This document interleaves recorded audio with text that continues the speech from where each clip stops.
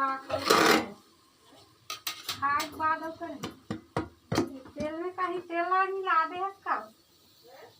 जो डब्बा तेल डाल के तेल कर दी